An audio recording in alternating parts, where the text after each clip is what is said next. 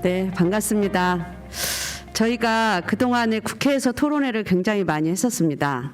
21대 국회에 들어서 첫 저희가 토론회인데요. 그리고 노사가 함께 이렇게 토론회를 진행한 것은 또 이번이 처음입니다. 예전에 노사가 함께 워크숍 진행하고 공동선언 진행하고 이런 부분들은 했었지만 이렇게 국회에서 노사가 함께 토론회를 진행하는 것은 처음입니다.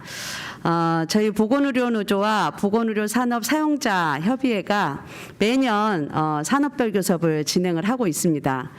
올해는 저희가 요구 중에 하나가 더 이상 보건의료 인력의 부족한 부분들을 서로 각자 노동조합은 노동조합대로 그동안에 사용자는 사용자대로 병협은 병협대로 해결하기 위해서 각자 노력을 했는데 이게 그렇게 쉽게 되지 않더라. 그래서 이제는 노사가 함께 부족한 인력 문제를 해결하기 위해서 노력을 하자라는 것을 제안을 했고, 첫 번째가 지금 의사 인력을 정원을 확대를 하고 공공의과대학을 설립을 하면 실제로 의사들이 나와서 일을 하게 되는, 배출이 되는 그 시간은 최소한 6년에서 10년 정도 걸릴 텐데, 그러면 그 안에 시행이 되고 있는, 현재 문제가 되고 있는 불법 의료 문제는 해결이 될 거냐?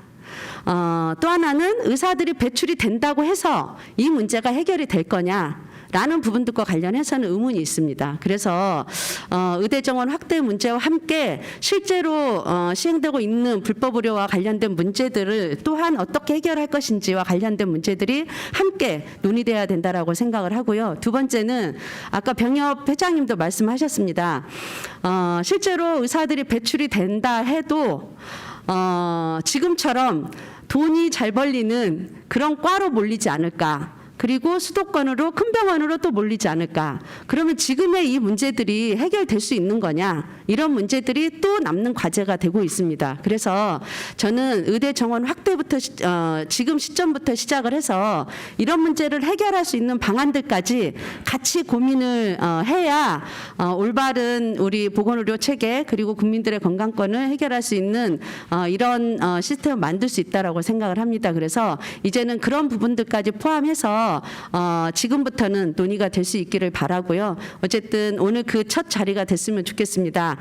오늘 같이 저희 보건의료 노동조합과 사용자협의회가 함께 처음으로 토론회를 진행하고 있는데요.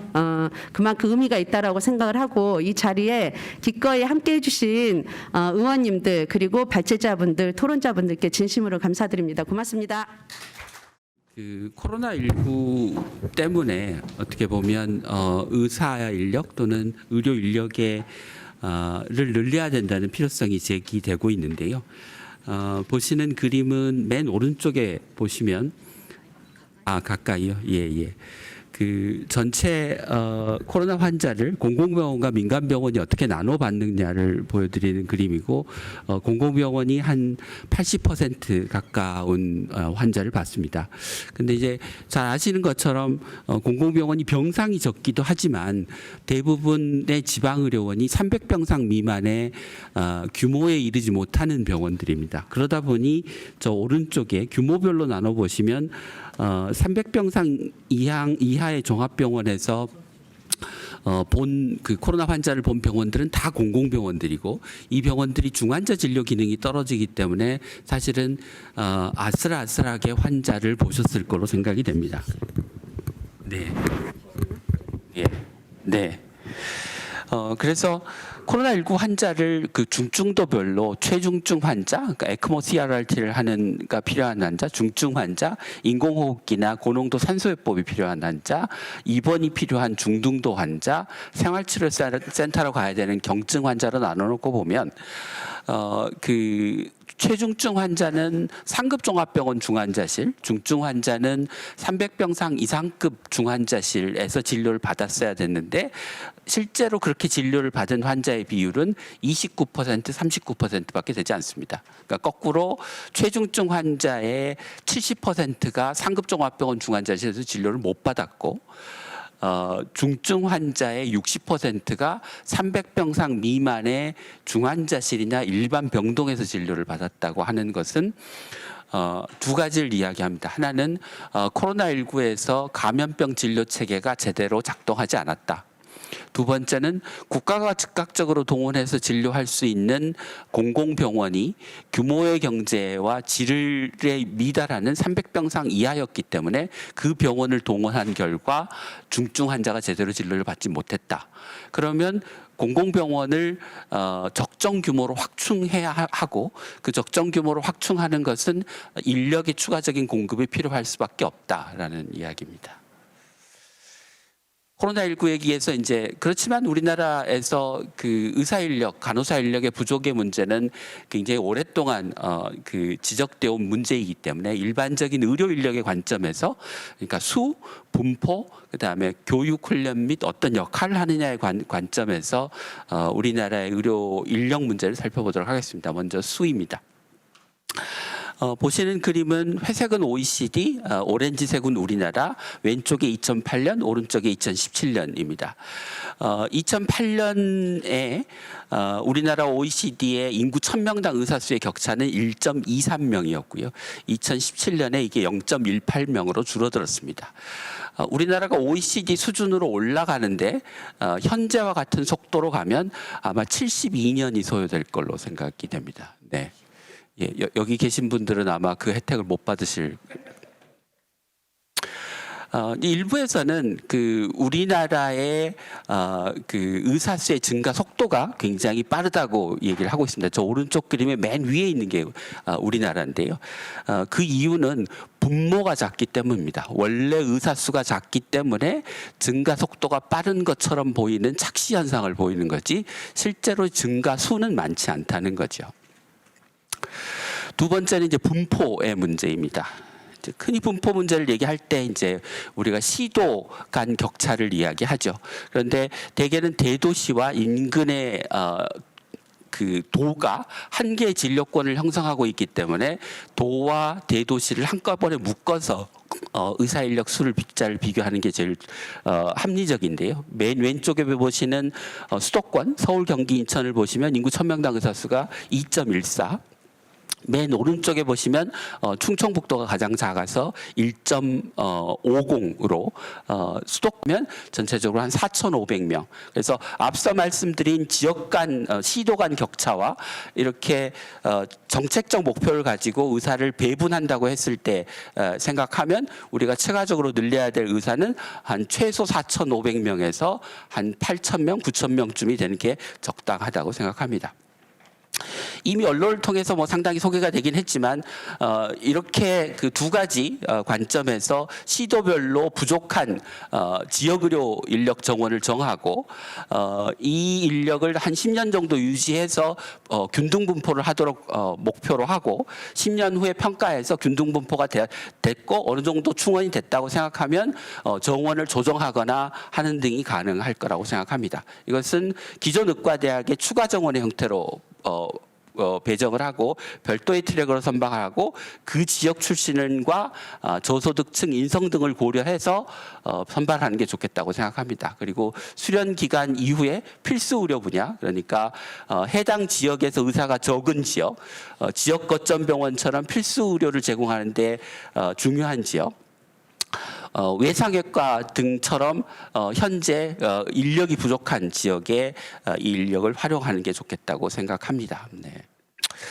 뒤에 이제 몇 장 슬라이드를 더 보여드리고 제 발표를 마치려고 하는데요. 근데 이제 그 의사 인력을 늘리기 힘든 이유 또는 의사 인력을 늘려서 과연 이게 우리가 원하는 효과를 얼마나 낼 수 있을지를 가늠하려면 사실은 의료 인력과 관련된 전체 정책 체계가 잘 갖춰져야 됩니다. 그러니까 지금까지 제가 말씀드린 부분은 배출된 인력을 어떻게 활용할 것인가에 관련된 이야기였는데 어떻게 양성할 것인가에 관한 이야기도 해야 되고 의료 정책과 인력 정책을 연계해서 필요한 숫자에 필요한 분야의 인력을 배출하는 것도 중요합니다. 그것을 조금 더 구체적으로 나눠보면 전체의 거버넌스 측면, 의과대학의 교육의 측면, 전공의 교육의 측면으로 나눠볼 수 있고 거버넌스는 현재 있는 의과대학 인증평가기구, 수련환경평가위원회, 국시원 등이 있지만 의사 인력을 포함한 의료 인력을 기획하고, 그러니까 추계하고 정원을 조정하고 하는 등의 그 공식적인 기구가 마련되어 있지 않아서 이게 보건의료 인력 지원법에 따른 소위원회 같은 것을 만들어서 운영하는 게 좋겠고, 면허관리기구를 통해서 진료 면허를 부여하거나 수련 내용, 표준 진료, 인력별 업무 영역의 조정 등을 하는 기구를 만들어야 이 전체 시스템이 유기적으로 돌아갈 수 있다고 생각합니다. 동시에 의과대학 교육도 이게 지역의사 정원이라고 하면 지역사회 기반, 지역사회에서 사람들의 건강에 영향을 미치는 요인들, 지역에 나가서 수련받는 과정 등이 필요할 거로 생각이 됩니다. 그래서 의과대학 교육과정이나 전공의 교육과정도 지역의사라고 하는 제도의 취지에 맞게 개편돼야 된다고 생각합니다. 예를 들면 전공의 교육과정은 현재 인턴 1년과 전공의 4년으로 되어 있는데, 이것을 소위 제너럴 메디신 중심의 체계로 전환하면 제너럴 인터널 메디신이나 제너럴 서저리를 하고 그 위에 분과를 하도록 하는 형태로 바꾸면 우리가 1차 진료의 능력을 훨씬 더 잘 갖춘 인력을 배출할 수 있고, 전문의이지만 어떤 특정 분야에 협소한 진료를 하는 인력은 줄여나갈 수 있다고 생각합니다. 예, 뒷부분은 시간 관계상 건너뛰겠습니다. 감사합니다. 서울시립대 도시보건대원 임준입니다. 제가 오늘 말씀드리려는 것은 이제 사실 20대 국회 때 이미 발의된 적이 있는데, 국립공공의대 설립 안들이 이제 결국 통과가 안 되고, 이번에 다시 이제 김성주 오늘 이 토론회 주최해 주신 김성주 의원님께서 이제 발의하신 걸로 알고 있는데요. 국립공공의대 설립에 대한 이야기들을 좀 말씀드리고자 합니다. 근데 이제 먼저 말씀드리기 전에 이제 이런 지금의 상당히 이제 의사 정원 확대에 지금 초점이 맞춰져 있는데, 사실 국립 공공의대는 의사 정원을 확대하는 데 맞춰져 있는 것은 아닙니다. 안 되시네? 마스크 볼까요? 예. 예. 마스크 쓰라고 아까 하셔서 했는데, 예. 그래서 이제 이게 정원 확대에 초점이 맞춰지기보다는 어떤 의사를 양성할 거냐에 초점이 맞춰져 있다라고 볼 수 있겠습니다. 그래서 근데 그러면 이제 이런 정원 확대하고 상관없느냐? 사실 그렇지는 않죠. 사실은 지역 의사에서 지역에서 복무하는 필수 의료에 복무하는 의사를 양성하려면 단지 의대 정원만 늘려서 해결되는 것이 아니라 실제 거기에서 일할 수 있는 그런 역량 있는 의사를 양성하고, 그리고 실제 거기서 일할 수 있도록 만드는 게 중요한데, 그런 측면에서 기존의 의과대학 시스템 그게 가능하냐에 대한 문제의식을 던지는 거다 생각이 들고요. 그런 속에서 향후 지역 의사제가 했을 때 전반적인 어떤 의대 교육의 양성 교육 시스템 자체에 대한 개편, 이런 것들이 동반돼야 된다라는 것을 말씀드리고, 그런 의미에서 국립공공의대는 그런 걸 만드는 데 첫 출발이자 국가가 실제 지금까지 포기했던 양성 체제, 전문 인력에 대한 양성에 대한 국가가 포기했던 부분들을 다시 한번 국가 역할로서 자리매김하는 굉장히 의미 있는 거라 생각이 들고, 그래서 이번에 국회 꼭 이제 통과돼야 된다는 것을 먼저 말씀드리도록 하겠습니다. 현황은 제가 이제 수도에서 말씀드린 것과 마찬가지인데요. 사실은 정원이 대도시에 많은 것처럼 보이지만 정원은 대도시에 많은 건 아닙니다. 정원은. 그럼에도 불구하고 실제적으로 졸업하고 실제 일터를 바라보면은 대도시에 사실 쏠림 현상이 큰 거죠. 이 얘기는 뭡니까? 기존의 의과대학 체계에 기존의 양성으로 지역별 격차가 해소되는 것은 아니다는 겁니다. 거기에 정원을 늘린다 하더라도 그 지역에 있어서 의사 인력이 높아지느냐? 실제 의무공을 10년 하게 되면 10년간에 있어서는 어느 정도 확보될 수 있겠지만 다시 수도권의 쏠림 현상이 나타날 가능성도 있다. 라는 거죠. 그렇다면 양성의 숫자만 늘려야 중요한 것이 아니라 실제 그 지역에 또는 필수료를 일할 수 있는 그런 인력으로 남게 할 수 있는 전반적인 정책적인 옵션이 필요하다는 생각이 들고요. 이 부분들은 이제 김윤 교수님이 말씀해 주셨기 때문에 저는 양성이라는 측면, 교육이라는 측면에서 초점을 내서 말씀드리도록 하겠습니다. 근데 지금 그럴 수밖에 없는 것은 뭐냐면, 교육 목표를 보면 우리나라 의과대학도 의전원에서의 교육 목표 국가 과정을 보면 공공보건의료 핵심 역량에 대한 내용 자체가 굉장히 부실하다라고 볼 수 있습니다. 1차적인 진료의사 양성을 목적으로 한다고 하지만 사실 이조차도 상당히 부족한 측면이 강하고요. 그런 과정 속에서 배출 후에 이제 지역 공공보건 분야에서 역할을 기대하기는 어렵죠. 그러다 보니까 배출 후에 실제적으로 다양한 이유 속에서 이제 비필수 의료 부분에 상당히 많은 쏠림 현상이 발생하는 거 아니냐라는 생각이 들 수 있겠습니다. 그래서 결국은 이제 이런 문제들 이제 인력 확충 차원에서 의사를 양성할 것이 아니라 지역의 필수 보건을 담당하면서 지역 보건의료 전체를 선도할 수 있는 공공부의 역량을 제고할 수 있는 핵심 보건 인력을 양성하는 그런 관점에서 우리가 봐야 되겠다라는 거고요. 실제 이번에 이제 2018년에 보건복지부에서 공공의료 발전 종합 대책을 발표하면서 공공보건에 대한 관점 자체를 전면적으로 바꾸었습니다. 필수 보건을 보장하는 것이 공공보건의료다. 국민의 생명과 안전에 관한 필수를 보장하는 것이 공공보건의료의 핵심적인 목적 목표로 제안했고 그 이유는 다들 아시다시피 지역 간의 격차가 굉장히 심하다는 거죠. 그래서 이런 문제들을 해결하기 위해서는 결국은 과거의 취약지의 공공의료기관을 설치하고 거기에 인력을 배치하는 방식의 접근으로서는 문제가 해결되기 어렵겠다. 민간을 포함해서 공공과 민간이 같이 파트너십 형성하고 특히 공공의료기관이 주도적 역할을 해야 되겠죠. 그래서 권역적 책임의료기관을 지정해서 이걸 통해서 전체적인 국민의 생명 안전과 기본적인 삶의 질을 보장하는 필수를 보장하는 이런 시스템으로 가야 되겠다라고 공공의료 개념을 재구성을 했습니다. 이런 속에서 4대 과제, 4대 영역을 제출했었는데 그러기 위해서 가장 핵심적인 것이 뭐냐면 실제적으로 인력이죠. 공공보건의료 인력이 그런 필수 보건의료 분야에 종사해서 만드는 것이 중요한데 사실 그런 정책 수단이 전무하다시피 한 것이 현실입니다. 그래서 제안했던 것 자체가 공공의대를 설립하자. 국립공공의대를 설립하고 자 국립공공의대 하나 설립해서 문제 해결되는 것은 아니지만 이걸 통해서 이걸 기반으로 전체적인 이 전문 인력의 양성 시스템에 대한 재편들을 가져오자라는 이제 문제의식에서 국립공공의대 설립을 제안했다고 생각이 듭니다. 그래서 의사인력의 양성 관리에 대한 국가 핵심 역할을 복원하자는 거죠. 그래서 의사 집단과 대학의 강력한 카르텔을 깨고 국가가 담당해야 될 핵심 기능을 회복하기 위해서 기존의 대학 체제에서 의사인력 양성하는 틀이 아닌 사회적으로 필요한 의사인력을 국가가 직접 선발 양성 배출하자 이런 제 취지로 했다고 생각됩니다. 따라서 이런 취지가 먼저 국립공공의대가 만들어졌다면 자 이런 부분들이 확산되면 지자체가 중심으로 또 지역 중심의 공공의대를 만들 수가 있는 거죠. 그러기 위해서는 먼저 국립공공의대가 그런 모범과 사례, 선례 그리고 그런 시스템들을 구축하는 것들이 저는 굉장히 중요하겠다는 생각이 듭니다. 그래서 이제 그런 필요성에서 이제 양질의 필수료 제공 그리고 공공보건의 전문 양성기관의 설립을 제안했던 것이고요. 거기에서 그 기반은 현재적으로 전체적 공공보건 인프라가 굉장히 취약하다는 현실 이런 것들이 특히 이런 공공보건 국립공공의대를 빨리 설립해야 될 필요성으로는 제안됐다고 생각이 듭니다. 그래서 전체 목적은 공공보건의 필요에 부응하는 최고 수준의 의학교육 및 직업교육을 제시하고 그리고 이게 중요하죠. 공공보건 선도에 나갈 국가의 핵심 의료 전문가를 양성한다. 단지 지역의 격차를 배치할 목적으로 국립공공의대를 만든 건 아니라는 겁니다. 그딴 다음에 숫자가 지금 별도의 정원을 확보받은 게 아니라 서남대 의대 49명 정원으로 국립공공의대를 만드는 거기 때문에 추가적으로 정원이 확보되는 건 아니라는 거죠.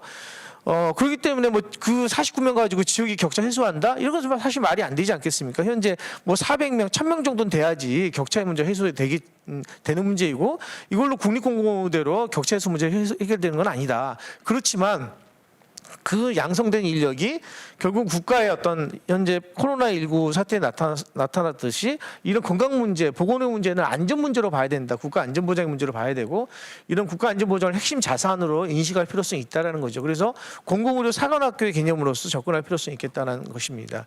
물론 당연히 그런 인력이 결국 이후에 지역 공백을 이룰 수 있는 선도적 역할을 수행하고 그리고 국립공공의대로 끝나는 것이 아니라 지역에서 여러 가지 양성이나 관리 시스템 등과 결합돼서 전체 지역 격차 해소하는 방향의 중심적인 역할을 하는 것들이 필요하겠습니다. 더 나아가서 통일의료라든지 국제보건의료 역량을 갖춘 전문 인력 양성할 목적 이걸 가지고 국립공공의대 설립이 지금 제안됐다고 볼 수 있겠습니다. 그래서 말씀드렸듯이 이제 선발 정원 49명이 별도 정원이 아니라는 겁니다. 기존 서남의대 정원을 가져온 것이고 그래서 일반 전형으로 44명, 국제보건 전형으로 5명을 한다.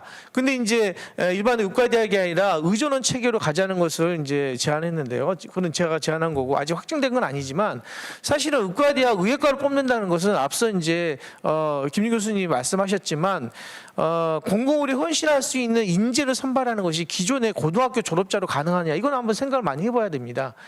기존의 고등학교 선발의 과정은 교육부의 통제를 받을 수밖에 없는데, 교육부 통제를 받을 수 있는 선발 방식은 수시, 정시밖에 없습니다.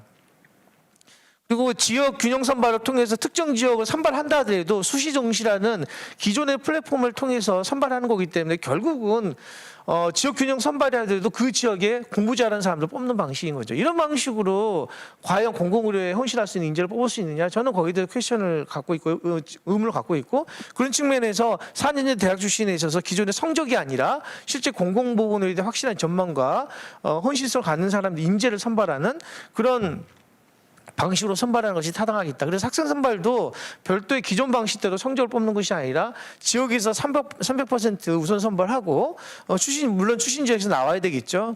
그리고 이제 기본적인 어떤 수준은 이제 달성해야 되겠다는 생각이 들지만, 그런 문제가 학교 성적이라든지 기존의 그 대학에 있어서의 어떤 그런 학교 성적이 반영되는 것이 아니라 지원하는 학생이 어떤 전망을 갖고 있느냐, 어떤 대학 과정에서 무슨 고민 속에서 어떤 활동을 했느냐가 중심적으로 평가되는 것이 필요하다 하겠습니다. 그래서 선발 기준은 200%는 대학에 선발할 텐데요. 포트폴리오라든지, 그래서 포트폴리오가 중요하죠. 인재상에 해당되는 자기소개나 대학 활동, 이런 것들이 굉장히 중요하게 평가되는 과정에서 200% 뽑고, 마지막에서는 100%를 굉장히 타이트하게 다중 미니 면접 방식의 심층 면접을 통해서 정말 공공보건에 헌신할 수 있는 인재상을 뽑는 방식으로 뽑는 것도 선발하는 것들이 필요하겠다. 물론 이거는 결정된 건 아니지만 어쨌든 이런 프로세스로 선발해야만이 정말 공공보건으로 헌신할 수 있는 인재를 뽑을 수 있다고 생각이 됩니다. 교수는 이거는 이제 의과대학 인증 평가에 최소 112명을 달성해야 되겠는데요. 112명만 딱 달성하는 게 중요한 것이 아니라 훨씬 더 많은 교수 인력을 확보한 것이 필요할 것으로 보이고요. 특히 공공의과대학이 중요한 것은 보건대학원을 보건 MPH 과정을 같이 이수하는 게 중요하겠습니다. 개인 수준에 있어서의 환자 진료를 얼마나 잘하냐도 중요하지만, 지역사회를 진단하고 지역사회 문제를 평가하고 지역사회 자원을 연계할 수 있는 역량이 있는 인재를 만드는 것이기 때문에 결국은 보건대학 과정, MPH 과정을 이수하는 것들이 필요하고, 그러기 위해서는 전임 교수 확보가 매우 중요하다 하겠습니다. 특히 그걸 하기 위한 어떤 전문 연구원이라든지 의학교육센터 인력들을 확보하는 것들이 매우 중요하겠습니다. 그래서 교육의 기본교육을 보시면 MD, MPH 과정을 같이 해야 된다. 의무 석사학위 과정뿐만 아니라 복합학위 과정으로서 보건학 석사 과정을 이수하는 것들이 매우 중요할 것으로 고요. 그래서 일반 의과대학이 160학점 정도를 한다면 보건대학원 학점을 합쳐서 190학점 이상을 이수하는 그런 이제 인재를 양성하는 게 필요하다고 보겠습니다. 그리고 졸업 후 진로가 연결돼야 되겠죠. 그냥 선발하고 교육이 끝나는 것이 아니라 이 친구들이 나와서 뭘 할 거냐에 대해서 계속적으로 경로를 설계하고 모니터링하고 그리고 평가해주고 그리고 연계해주는 그런 것들이 교육에 반영될 필요가 있겠다 생각이 듭니다. 그래서 공공병원 임상의사, 감염병 관리 전문가, 공공보건의료 정책 전문가, 국제보건의료 전문가를 양성할 수 있는 시스템들을 교육에 구현하는 것들이 매우 중요하다 하겠습니다. 그래서 일반적으로는 기초 임상 통합교육은 일반적으로 모든 의과대학이 하는 방식입니다. 근데 여기서 끝나는 것이 아니라 트랙별로 어떤 이유에 있어서의 과정을 밟으려냐에 따라서 트랙에 따라서 교육 과정이 결합되는, 그래서 롱기튜디널 인티그레이트 클럭십이라는 교육 방식이 있는데, 실제 환자가 가는 방향대로 추적해서 그 지역사회에서의 어떤 그런 어프로치를 경험할 수 있는 그런 교육들이 결합될 필요가 있겠다. 그리고 공중보건 트랙이라든지 지금 감염병이라든지 역학조사관의 활동들을 경험할 수 있는 트랙, 국제보건 트랙들을 만들고, 이런 것들이 교육에 반영된 것들이 국립공공의대에서 굉장히 중요합니다. 그리고 MD, MPH 과정이 병행돼야 되고요. 이거는 결국은 지역사회 기반 멘토링과 결합되는 기존에 경험하지 못하는 새로운 공공의료의 교육 시스템들을 만드는 것들이 교육 기본 교육에서 굉장히 중요하다 하겠습니다. 이거는 이제 이 내용도 좀 어려운 내용이긴 하지만 그런 방식으로 교육 과정들이 결합될 필요가 있겠다. 교육 장소는 현재 서남의과대학을 지원을 받는 거기 때문에 이제 남원에 지금 만들어진 것으로 되어 있는데요. 근데 남원에서만 교육하는 건 아니겠죠. 그래서 국가중앙병원이 국립중앙의료원에서 임상과 교육 시스템이 같이 이루어지면서 국립중앙의료원만 이루어지는 것이 아니라 전국에 있는 지방의료원 또는 보건복지부, 오송 이런 쪽에서 파견되고 교육받을 수 있는 전국의 교육 현장이 될 수 있는 국립공공의대를 만들어야 되겠다는 생각이 듭니다. 그래서 그런 상위 1학기는 심화 트랙 과정으로서 실제 병원에서 안주하는 것이 아니라 실제 그 사람들이 활동할 수 있는 공간에서 나와서 현장 실습할 수 있는 방식으로 전면적인 교육 시스템을 구축하는 것들이 필요하다. 그런 내용들로서 국립공공의대를 생각하고 있고요. 의학교육지원센터가 굉장히 중요하죠. 교수가 그냥 교수 선발해서 강의를 하는 교수가 아니라 이제 공공의료를 현실할 수 있는 학생을 가르친다면 당연히 그걸 강의하는 교수도 그런 방식의 전망과 지향을 갖는 교수를 선발해야 되고 그런 교수가 그런 자질을 갖출 수 있는 교수 개발 프로그램들이 굉장히 중요합니다. 이런 것들을 의학교육지원센터에서 개발하는 그래서 교수 개발부도 만들어지는 이런 센터가 굉장히 중요할 것으로 보이고요. 시설도 기존의 의과대학 건물처럼 만드는 것이 아니라 다양한 TB라든지 물론 이것도 지금의 의과대학도 좀 많이 하고 있지만 TB라든지 PBL, 오스키 이런 시설 계획들 특히나 이제 비용식 학습 공간이라 해서 모든 공간 자체를 히든 커리큘럼이라고 펴놓습니다. 공식적인 교육 커리큘럼 이외에 있어서 다양한 비공식 커리큘럼을 통해서 인재상을 자신의 역량을 발전시킬 수 있는 그런 시설 환경을 만드는 것들이 굉장히 중요하다. 이런 준비를 가지고 지금 국립공공의대를 준비하고 있다라고 보시면 되겠습니다. 그래서 이런 시설 그리고 특히 중요한 건 졸업 후 관리가 되겠죠. 그냥 양성에서 끝나는 것이 아니라 1학년, 2학년, 3학년부터 본인들이 하려고 하는 지향점들을 계속적으로 평가하고 그리고 본인들이 그런 역량을 갖추기 위해서 어떤 것들이 부족하고 멘토링하고 그리고 연결시킬 수 있는 그리고 졸업 후에 가려고 하는 부분들을 연결시키는 작업이 중요하겠습니다. 이 속에서 의무복무라는 것이 어쩔 수 없이 10년간 의무복무니까 가는 것이 아니라 의무복무 10년간 자체가 자기의 어떤 자산, 자기의 경력을 발전시키는 핵심적인 공간으로서 심리가 될 수 있도록 만드는 그런 프로그램이 중요하다고 하겠습니다. 물론 의무복무 10년이라는 것이 이제 법적인 의무가 이행하지 않았을 때 페널티 의미가 있겠지만 단지 페널티 주는 방식으로 공공의대를 접근했을 때 10년 채우고 나서 딴 데 간다 이런 어떤 그런 의심 때문에 이 접근한 전략으로 해서는 상당히 한계가 있겠다라는 생각이 듭니다. 그래서 의무복무 기관들 적극적인 자기 역량을 개발하는 방향으로 관리가 될 수 있는 그런 시스템으로서 의과대학을 만들려고 한다, 의존을 만들려고 한다 보시면 되겠습니다. 그래서 이런 방식으로 해서 전체적인 이제 전문가로서의 어떤 그런 역량들을 실현할 수 있는 여러 가지 프로그램들을 결합해서 진행할 생각을 갖고 있습니다. 그래서 그러기 위해서는 이제 마지막 슬라이드인데요. 법률 제정이 굉장히 필요하겠습니다. 20대 국회에서 안 됐는데 지금 이제 올해 하반기에 당연히 또 이제 공청회를 다시 밟아야 되는 것으로 알고 있습니다. 그래서 공공의료 대학원 설립에 관한 법률이 빨리 제정될 필요성이 있고요. 자, 이 부분들이 여러 가지 또 뭐 지역의사제도 나오고 다른 이제 뭐 지역의과대학이 나오다 보니까 국립공공의대 법에 또 이렇게 여러 가지가 들어와서 또 지연될 가능성이 또 없지 않아 있는 것 같은데 그렇게 됐을 경우는 사실은 문제를 더 어렵게 만들지 않을까 저는 생각이 들고요. 현재 국립공공의대 설립 자체는 단지 의사정을 확보하기 위한 만드는 목적이 아니기 때문에 하여튼 모범 전형을 만들 수 있는 그런 국립공공의대 설립에 관한 법률이 제정되고 여기에 기반으로 다양한 지역의과대학이라든지 그런 논의가 활성화될 수 있는 계기가 마련되는 것이 저는 필요하다고 봅니다. 그러기 위한 이제 예산 확보라든지 그리고 법률안들이 빨리 조기에 통과되는 것들이 필요할 것으로 생각이 됩니다. 이상으로 제 발표를 마치겠습니다. 감사합니다.